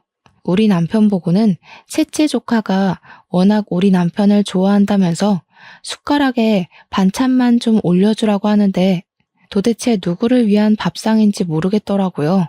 그 와중에 아주버님은 평온하게 지 밥 처먹고 있는 거 있죠? 시모가 내 눈치를 보는데 여기서 뒤집어 엎을까 말까 고민이 되더라고요. 일단 애들 밥부터 먹이고 생각해봐야겠다 싶어서 2살짜리 막내 조카 이유식을 먹이고 있는데 애가 깔끔하게 먹으면 얼마나 깔끔하게 먹겠습니까? 질질 흘리고 난리가 나고 아기 의자도 없어서 애를 안고 밥을 먹어야 했어요. 불편하기도 하고 제 옷에 이유식 다 흘려서 더러워지고 그냥 빨리 애 밥부터 먹어야겠다는 생각에 흘리든지 말든지 신경 안 쓰고 떠먹이고 있는데 형님이 피식 웃으면서 그러는 거예요. 그렇게 요령이 없어서 어떻게 하냐고요. 아니, 내가 애를 키워본 것도 아니고 당연히 요령 같은 걸 모르지 않겠어요? 우리 애들 옷 다 빨아야겠다고 동서가 세탁기 돌리고 가라는데 여기서 참으면 호구되겠더라고요. 형님, 이 옷 얼마짜린 줄 아세요? 애들 옷이야 세탁기가 해주면 되지만 제 옷은 세탁소 가서 맡겨야 하거든요. 이따가 세탁비 챙겨주시는 거 까먹지 마시라고 이야기하는 거예요. 보다 못한 시모가 제 밥그릇에 밥이 그대로 있는 걸 보고는 막내 조카를 본인이 먹일 테니까 밥 편안하게 먹으라고 했어요. 그래서 아니라고 어머님 먼저 편하게 식사하세요 하고 오기로 막내 조카 밥을 먹이고 있는데 아주버님이 식사를 다 하셨더라고요. 그래서 이제 애를 좀 보겠거니 하고 있는데 밥 그릇 치우더니 쓱 거실 소파에 가서 앉아서 TV를 보고 있는 겁니다. 자기 애들 밥 먹일 생각은 전혀 안 하고 저러는 꼴이 너무 열이 받는 거예요. 그래서 제가 한 손으로 2살짜리 조카를 안고 한 손에는 이유식을 들고 소파에 가서 아주버님한테 툭툭 던졌어요. 뭐 하는 짓이냐는 식으로 저를 보고 있는 아주버님께 아무래도 애 밥은 아빠가 먹이는 게 낫지 않겠냐고 했죠. 그리고 식탁으로 돌아와서 셋째 조카 밥 숟가락에 반찬 얹어주는 남편한테도 이야기를 했습니다. 당신도 밥 먹어. 애들이 알아서 반찬 정도는 떠먹을 수 있지 않겠어? 라고요. 그러니까 형님이 펄쩍 뛰면서 4살짜리 애가 밥을 어떻게 혼자 먹냐고 하는 거예요. 그래서 그랬죠. 형님이 그럼 애들 밥 먹이시라고, 저랑 이 밥그릇 좀 보시라고. 형님이랑 아주버님이 식사 다 하실 동안 우리는 밥 한 술 제대로 못 든 거 안 보이냐고. 누가 자기 애를 남한테 맡기고 밥을 먹냐고 화를 냈어요. 그러니까 시부가 옆에 있다가 그래, 애들 말 틀린 거 없다. 애는 엄마 아빠가 돌보는 거지. 딱 한마디 하시더라고요. 여태까지 가만히 있다가 한마디 한 건 얄밉지만 그래도 제 편을 들어주셔서 다행이었습니다. 그제야 양쪽에 애를 끼고 저를 째려보면서 밥을 먹는데 하나도 타격 없었습니다. 밥 다 먹고 남편이 기분이 상했는지 집으로 가자고 해서 간다는 인사만 짧게 드리고 집으로 돌아왔습니다. 진짜 얼마나 피곤했는지 집에 오자마자 침대에 드러눕고 싶더라고요. 그날 처음으로 남편한테도 나는 애 낳으면 아들이든 딸이든 하나만 낳고 더는 낳지 않겠다고 선언을 했죠. 남편도 그런 집구석이 싫고 피곤한지 그러자고 했고요. 거기다가 저희 둘 다 맞벌이로 일을 하고 있었으니까 당장 아이 생각이 급한 것도 아니었단 말이죠. 아이를 키우려면 돈이 많이 들어가니까 어느 정도 저축이라는 걸 해놓고 계획을 가져야겠다고 생각했어요. 그래서 신혼을 한 1, 2년 정도 즐기고 아이를 갖자고 약속을 했죠. 그러던 어느 날 시부모님께서 지방의 친척 결혼식에 참석을 해야 한다고 내려가셨어요. 아니나 다를까 형님에게서 연락이 바로 오더라고요. 시부모님도 안 계신 마당에 집에서 밥이나 같이 먹으면서 수다를 떨자고 연락이 왔길래 알겠다고 했죠. 형님이랑 둘이서 만나본 적도 없고 하니까 어색하게 하겠지만 가족이니까 좀 친해져 볼까 하는 마음이 있었습니다. 형님도 반가운 목소리로 저한테 집에 놀러 오라고 초대를 했는데 무시하는 건 좀 아닌 것 같아서 남편이랑 같이 갔어요. 근데 집에 도착하자마자 진짜 의악 소리가 절로 날 정도로 집이 개차반이더라고요. 애들 셋은 거실에서 뛰어노느라 정신이 사나울 지경이었고 막내는 기어다니면서 온갖 물건을 다 헤집어 놓고 있었습니다. 물티슈를 다 뽑아놓지를 않나, 부엌에 들어가서 설탕을 꺼내서 흔들고 있지를 않나. 우리 형님이 그제야 조금 불쌍한 마음이 들어서 이걸 다 어찌 치우나 싶어서 보고 있는데 형님이 저를 부르시는 거예요. 아니 동서, 그렇게 멍하니 있으면 어떡해. 우리 애가 조미료라도 먹었으면 어떡할 뻔했어. 당장 와서 치워줘야지. 이러는 거예요. 근데 솔직히 조미료통 던지는 소리가 나기 전까지 막내가 부엌에 있는 것도 저는 몰랐거든요. 워낙 나머지 조카 셋이 시끄럽게 거실에서 뛰어다니고 있어서 막내가 뭘 하는지 알 수가 없었어요. 그래서 몰랐죠. 애들이 시끄럽게 굴어서 막내가 부엌에 있는 것도 몰랐어요. 하고 대꾸를 했죠. 그랬더니 저한테 자랑이야 그게? 이러는 겁니다. 순간 이건 무슨 개뼈다귀 같은 이야기인가 싶어서 인상을 팍 쓰고 네? 하고 물어봤어요. 그러니까 저한테 자랑이냐고. 나중에 애는 어떻게 키우려고 하냐고 그러다가 애가 큰 사고 나는 거라는데 제가 어이가 없어서 웃었어요. 형님도 몰랐잖아요. 그래서 애들 큰 사고 났어요. 아주버님은 거실 소파에 앉아서 TV 보고 계신데 왜 저한테 그러세요? 했죠. 그러니까 형님이 참나 이런 소리만 내시더라고요. 형님, 얘 부모는 제가 아니라 형님이랑 아주버님이잖아요. 왜 형님 아이를 저한테 보라고 하세요? 했어요. 애 아빠도 가만히 있는 마당에 저한테 이러는 거 너무 선 넘는 일 아닌가 싶어서 그냥 대놓고 이야기를 했더니 형님이 저를 또 째려보더라고요. 시부모님도 안 계시겠다. 내가 여기서 막 나가도 상관없겠구나 싶었어요. 누가 보면 제가 아기 아빠인 줄 알겠어요. 호호호 하고 웃으니까 그제야 아주버님이 저를 힐끗 보더라고요. 저는 그런 아주버님을 보면서 웃으면서 한마디 더 보탰죠. 형님, 애들 사고 안 치게 잘 보셔야겠어요. 누구 닮아서 애들이 이렇게 정신 사나워요? 하고요. 형님은 부들부들 떨더라고요. 솔직히 두 번째 보는 거지만 집에서 손 하나 까딱 안 하는 주제에 뭘 그리 시킬 게 많은 건지 자기가 손윗사람이라고 유세 떠는 거밖에 더 되겠어요? 일단 저녁 먹자고 부른 거니까 뭐 드실 거냐고 하니까 밖에 나가서 먹자고 하시더라고요. 설거지하기 귀찮다는 이유였는데 솔직히 저한테 설거지 시킬 것 같다는 생각이 들어서 저도 나가서 먹는 게 나을 것 같긴 했어요. 그런데 애가 넷이잖아요. 이 애들을 다 데리고 나가서 밥을 먹을 수 있을까 싶어서 그냥 시켜 먹자고 했습니다. 분리수거만 하면 되니까 오히려 그게 나을 것 같았거든요. 그랬더니 오랜만에 나가서 동선애한테 갈비를 좀 얻어먹고 싶었다는 게 아니겠어요? 형님이 우리 애들이 고기 타령을 하도 해서 우리 부부를 부른 거라며 소갈비를 좀 사줬으면 좋겠다는 겁니다. 솔직히 갈비 못 사줄 형편은 아니니까 사줘도 되죠. 근데 뻔뻔하게 저러니까 괜히 더 사주기 싫어지는 마음이 들더라고요. 그 와중에 아주버님은 소갈비 맛있겠네.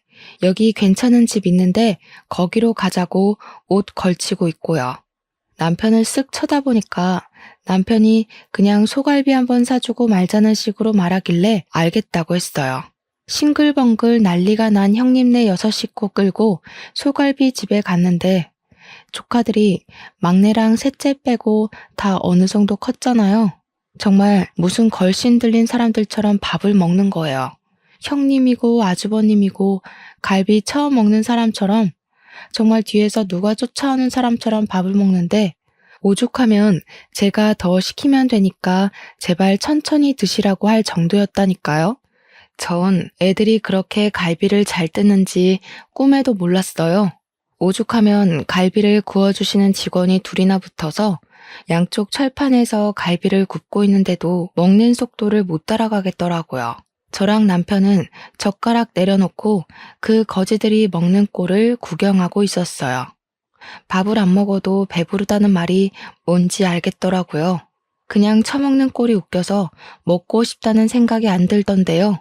8명 중에 4명이 소아임에도 불구하고 갈비를 거의 13인분을 먹었더라고요. 저랑 남편은 먹는 둥 마는 둥 했는데도 이 정도가 나오다니. 소갈비가 생각보다 비싸잖아요. 뻥 아니고 냉면에 공깃밥에 된장찌개에 아주버님이 술까지 드시니까 저녁 식사값으로 90만 원 가까이 나오더라고요. 대충 예상은 했지만 계산서를 봤는데 웃음이 나더라고요. 남편은 와, 갈비값 이만큼 내본 거 처음이라고 그렇게 말하며 허탈하게 웃는데 저도 그냥 웃겼어요. 저랑 남편한테 형님네 가족 6명이 잘 먹었어 하면서 인사를 하고 나가는데 솔직히 얄밉긴 하더라고요. 반반씩 내줘 라고 하고 싶은 걸 겨우겨우 참고 계산했습니다. 시부모님한테는 눈치 보여서 사달라는 말도 못하고 시부모님 때마침 안 계시니까 이때다 싶어서 우리 벗겨 먹으려고 부른 것 같은데 그 와중에 커피는 본인들이 쏘겠다면서 동네에 이름 없는 커피집에서 1,500원짜리 아메리카노 한 잔씩 사주더라고요. 심지어 테이크아웃만 되는 작은 매장 있죠? 그런 카페에서요. 그냥 웃으면서 잘 마실게요 하고 말았더니 형님이 그런 제 모습에 또 양심이 좀 찔리긴 했나 봐요. 물어보지도 않았는데 요즘 치킨 장사가 잘 안 되고 애들한테 들어가는 돈이 없고 하면서 변명을 늘어놓더라고요. 그래서 웃으면서 형님한테 이야기했죠. 조카들이 소갈비를 처음 먹어봤나 봐요. 애들이 무슨 걸신 들린 사람처럼 먹는데 다음부터는 교양 있게 식탁 매너 갖추면서 천천히 먹으라고 하세요. 너무 허겁지겁 누가 뺏어 먹을까봐 걱정되는 사람처럼 먹으니까 밥맛이 떨어지더라고요. 그러니까 형님이 아무 소리도 못하고 가만히 서서 저를 째려보더라고요. 와, 저러다가 넙치 되겠다 싶을 정도였습니다. 남편이 바로 집으로 가자고 하길래 저는 이만 가보겠다고 하고 차에 탔습니다. 남편이 저한테 아무래도 당한 것 같다고 이번 일을 교훈 삼아서 2번은 당하지 말자고 하는데 저는 뭐 하고 싶은 말 다 해서 괜찮았어요. 그 뒤로 몇 번 형님이 밥 먹자고 연락이 오긴 했는데 저랑 남편이랑 딱 바쁜 일이 있다고 거절했죠. 한 번은 모른 척 당황해줬지만 2번, 3번은 곤란하지 않겠어요? 그러던 어느 날 형님이 되게 아무렇지 않게 저한테 백화점 구경을 하자고 연락이 왔습니다. 백화점에서도 옷 사달라, 신발 사달라 할 것 같아서 저도 만반의 준비를 하고 백화점으로 갔죠. 아니나 다를까 첫째 시조카 겨울 패딩이 없어서 패딩을 하나 보러 왔다고 먼저 멘트를 날리더라고요. 저한테 이거 어때? 저거 어때? 하면서 이 브랜드 저 브랜드 돌아다니면서 옷을 보여주는데 시큰둥하게 반응했습니다. 애들 옷이 다 거기서 거기고 금방금방 크는데 굳이 브랜드 옷 사입힐 필요 있나 싶어서였죠. 그래도 자꾸 물어보길래 A 브랜드보다는 B 브랜드가 나은 것 같다고 내구성이 훨씬 좋아 보인다고 말을 했어요. 제가 쇼핑몰 웹디자인 일을 하면서 원단 같은 것도 여러 개 보고 곁눈질로 배운 게 있으니까 옷은 또 조금 알거든요. 형님이 일하는 동서가 잘 알겠지 하면서 B 브랜드 옷을 사야겠다는 거예요. 그러더니 따라 나온 첫째 조카한테 갑자기 숙모한테 잘 입을게요 하고 인사해 하는 겁니다. 제가 어이가 없는 표정으로 쳐다보니까 이제 곧 크리스마스니까 선물 미리 준다고 생각하라는 겁니다. 그래서 제가 일부러 깔깔 웃으면서 이제 11월인데 무슨 크리스마스 선물을 미리 줘요 했어요. 그러니까 조카한테 이런 거 하나 못 해주냐고. 동선에는 맞벌이잖아. 애도 없고. 우리 애 패딩도 없이 추운데 벌벌 떨고 다니라는 거야? 하는데 저한테 무슨 패딩 맡겨놓으셨냐고 물어보니까 가격 얼마 안 한다고 10만 원대니까 하나만 사주래요. 가게 앞에서 징징거리며 큰 소리로 저한테 이야기를 하는데 이건 새로운 구걸 방법인가 싶었죠. 우리 둘째랑 셋째도 맨날 옷을 물려입기만 하니까 날 같다고 싫어하더라. 이왕 크리스마스 선물해주는 김에 우리 둘째랑 셋째 것까지 싹 새 걸로 사주면 어때? 형님, 아주버님네 치킨집 월세도 안 내고 알바도 안 써서 인건비도 안 된다면서요. 버는 돈이 꽤 되지 않아요? 왜 맨날 구걸을 하세요? 구걸? 우리 애들이 뭐 거지야? 왜 동서는 말을 그렇게 해? 우리 애들 사주기 싫어서 그래? 대충 남대문만 가도 패딩 괜찮은 거 많은데 왜 굳이 비싼 돈 주고 브랜드만 입히시는 건지 궁금해서요. 애들 키 금방금방 크잖아요. 동서, 생각보다 엄청 쪼잔하다. 우리 애들 옷 사주기 싫어서 이러는 거지? 나중에 동서네가 애 낳으면 우리 애들 거 물려 입어도 되는 건데 뭘 그리 말을 고약하게 해.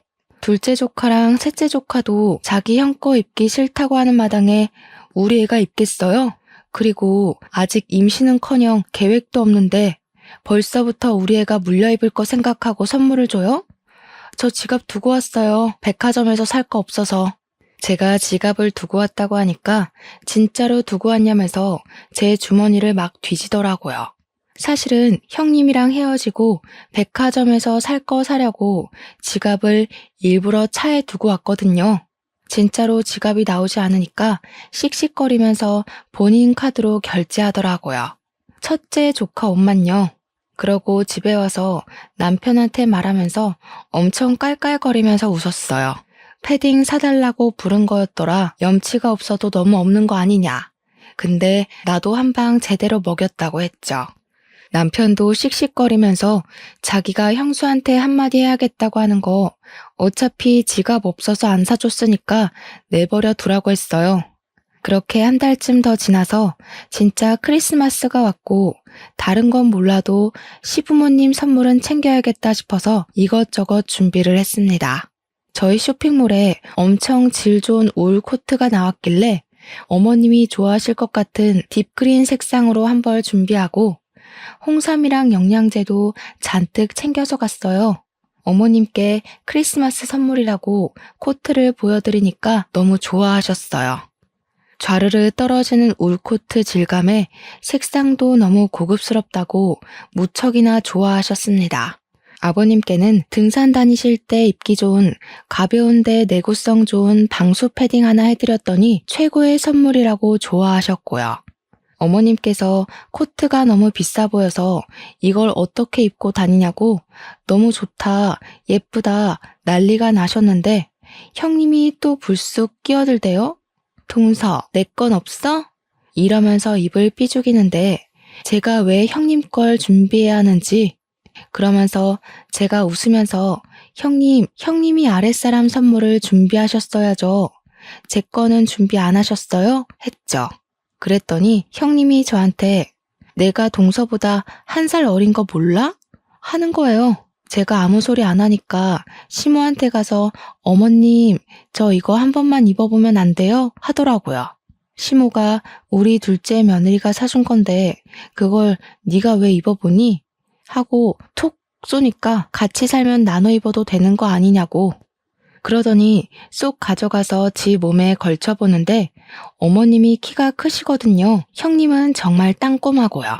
코트가 길게 늘어지는 그 모양이 꼭 어른 옷 훔쳐 입은 것 같고 웃기더라고요. 형님은 기장이 영 안 맞아서 남의 옷 훔쳐 입은 것 같고 별로네요. 어머님 드리는 거니까 꼭 혼자 입으세요. 그러니까 형님이 갑자기 서럽다면서 눈물을 뚝뚝 흘리는 거예요. 우리 없이 산다고 지금 무시하는 거지? 그렇게 마음을 곱게 쓰지 않으니까 애가 안 생기는 거야. 아이 낳고 사는 게 얼마나 다복한 건지 알아?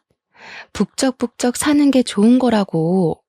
나중에 우리 애들 다 커서 우리 가족 노후 준비할 때 동선에는 애 하나 없어서 손가락 빨고 있을걸? 애 많이 낳고 사는 게 애국하는 거야. 동선에는 매국노라고. 형님, 애 많이 낳고 사는 거 능력 있으면 좋은 거죠. 그런데 형님네는 능력도 없잖아요. 맨날 애들 구걸시켜서 얻어먹고 얻어입히면서 그게 무슨 소리예요? 뭐? 구걸? 너 지금 우리 애들 거지 취급했어?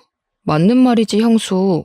지난달에도 크리스마스 선물 내놓으라면서 패딩 사달라고 백화점에서 지갑 뒤지고 난리를 쳤다며. 그 말에 아주버님은 헛기침하고 시부모님은 무슨 소리냐고 되물어보셨죠. 시모가 그 패딩 친정에서 사준 거라더니 둘째 며느리가 사준 거였어? 하고 물어보는데 제가 그건 아니라고 했어요. 알고 보니 그날 울며 겨자 먹기로 결제한 카드가 친정 부모님 카드였나 보더라고요. 패딩 하나에 13만 원대던데 그걸 자기 카드로 사기 싫어서 친정 부모님 카드로 산 형님도 알만하다 싶었죠. 시부가 가만히 이야기를 듣고 있더니 도저히 안 되겠다고 한 소리 하시더라고요. 큰며느리라는 게 애만 잔뜩 낳으면 뭐하냐고.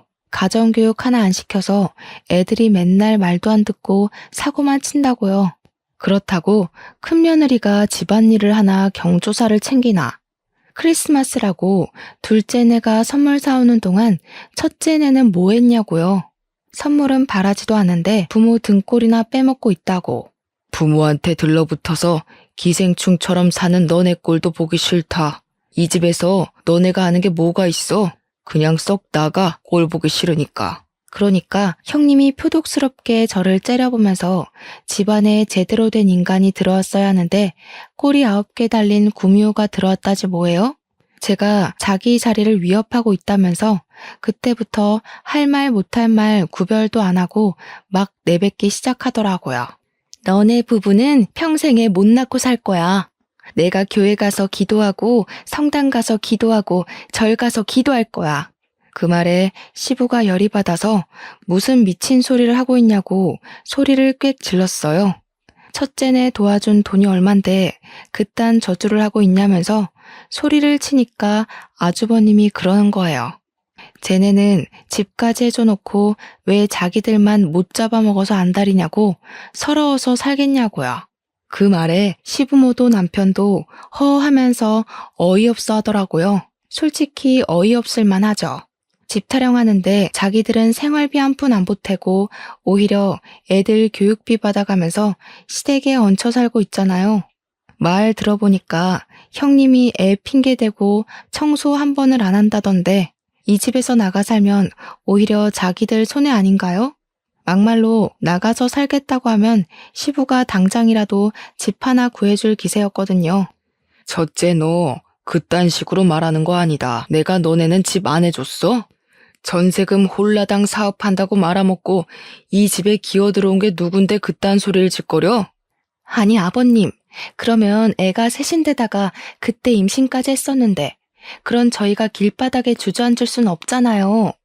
그걸 왜 당연히 우리가 너희를 데리고 살아야 한다고 생각하는지 모르겠다. 애 좋다고 낳은 건 너넨데 애들까지 왜 우리가 책임져야 하냐 이거야. 앞으로는 일절 지원 안 해줄 테니까 너희들이 벌어서 알아서 먹고 살아. 생활비도 내고 집안일도 하고. 아버님, 동서 들어왔다고 너무 차별하시는 거 아니에요? 너무하세요. 그랬더니 아버님이 씩씩거리면서 둘째네한테 애 생기지 말라고 저주하는 건 어디서 나온 심보냐고 몰아세웠어요. 그러니까 아주버님이 심드렁하게 쟤네도 애 줄줄이 낳아봐 누구 돈으로 키워? 이러더라고요. 남편이 성질이 났는지 아주버님한테 형처럼 부모님한테 기생하면서 살진 않을 거라고 하니까 아주버님도 말 다 했냐고 소리를 쳤어요. 크리스마스에 두 형제가 갑자기 불붙어서 싸우기 시작하니까 시무가 말린다고 가운데 껴서 진정 좀 하라고 하셨죠.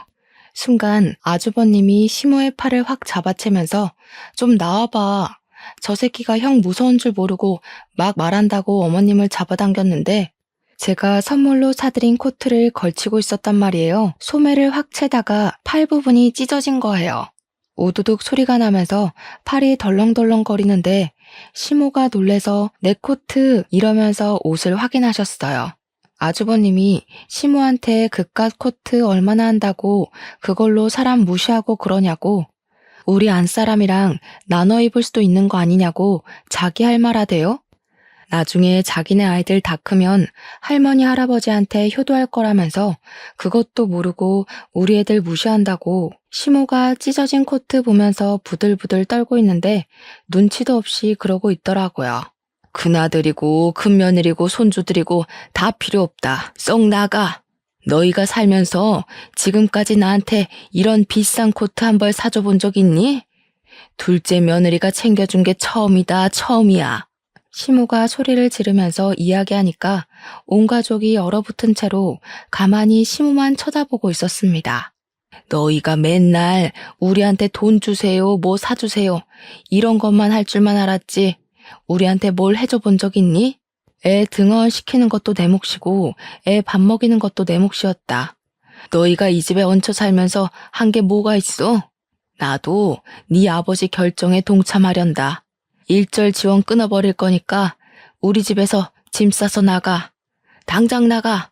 그러니까 갑자기 형님이 사색이 되어서는 어머니 잘못했어요 하고 난리가 난 거예요. 우리 어머니께서 상당히 공주님 같은 분이시거든요.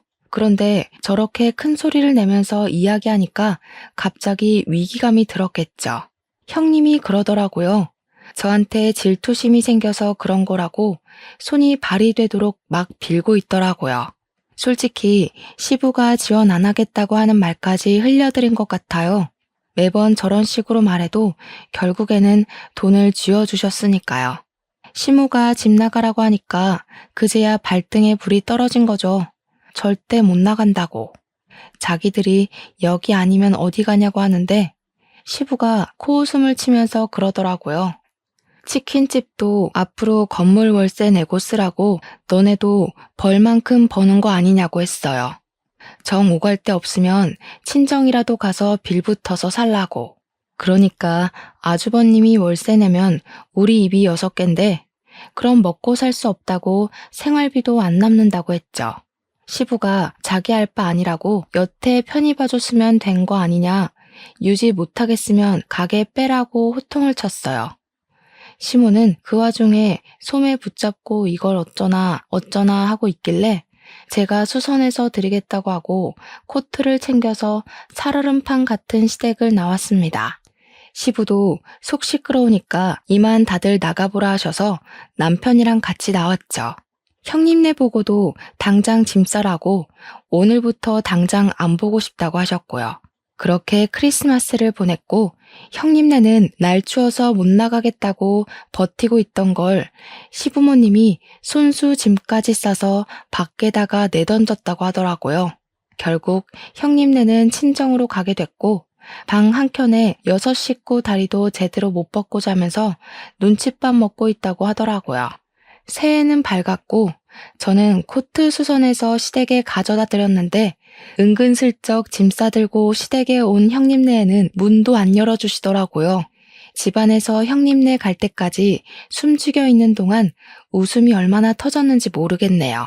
저한테 못 볼 꼴 다 보여서 미안하다고 하시는데 괜찮다고 그동안 속이 얼마나 상하셨겠냐고 위로하면서 여우짓 좀 했죠. 그렇게 6개월이 더 지나고 우리 부부는 계획대로 임신에 성공했고 지금은 임신 8개월 차 만삭에 다다르고 있습니다. 처음에 제가 아이 가졌다고 했을 때 시댁에서 좀 뜨뜨미시근하게 굴었는데 제가 임신하고 나서 남편이 정관 수술을 했거든요. 우리 인생에는 아이 하나뿐이라고. 시댁에 딱 공표하고 나니까 그제야 너무 잘했다고 축하해 주시더라고요. 아이 하나만 낳고 잘 살면 그걸로 됐다고 하시면서 우리 남편 보고 태어나서 제일 잘한 일이 정관 수술한 거라고 칭찬을 해주셨어요. 우리 남편은 이걸 좋아해야 하는 건지 말아야 하는 건지 모르겠다고 갸우뚱하고 있었고요. 형님네는 그 이후로 아직까지 시댁에 발은 못 들이밀고 있는데 제가 임신했다는 소식은 어디서 들은 건지 저한테 연락이 왔더라고요. 육아에 도움을 주겠다며 아기 용품을 물려주겠다며 이리저리 연락하길래 저도 단호하게 쳐냈죠. 형님, 저희는 아이 하나만 낳을 거라서 이미 새 걸로 다 준비했어요. 육아 도움은 어머님이 주시기로 했고 여차하면 도움이 쓸 거라 괜찮아요. 그러고는 얄밉게 차단을 걸어버렸습니다.